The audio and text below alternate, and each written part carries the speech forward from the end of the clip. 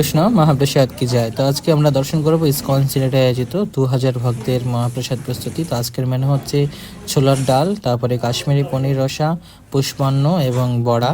তো আজকে এই মহাপ্রসাদ প্রস্তুতি দর্শন করব। তো প্রথমে দেখতে পাচ্ছেন এখানে কাশ্মীরি পনিরের জন্য ময়দাগুলোকে ধুয়ে সুন্দরভাবে পনিরগুলোকে তৈরি করা হচ্ছে। তারপরে এখানে ময়দার যে পনিরটা রয়েছে সেটা হচ্ছে সিদ্ধ করে নেওয়া হচ্ছে।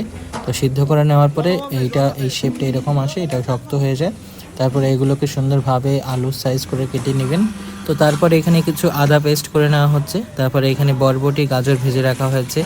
তারপরে এখানে সমস্ত গুঁড়ো মশলাগুলোকে গরম জল ধারা সুন্দরভাবে একটি পেস্ট তৈরি করা হচ্ছে, মশলার পেস্ট, এবং কিছু টমেটো সস করার জন্য সিদ্ধ করা হচ্ছে।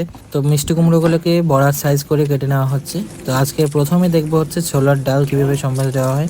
তো ছোলার ডাল সম্বাস দেওয়ার জন্য এখানে এলাচি, দারচিনি, শুকনো ঝাল, তেজপাতা, জিরা সমস্ত মশলাগুলোকে গরম তেল ধারা সম্বাস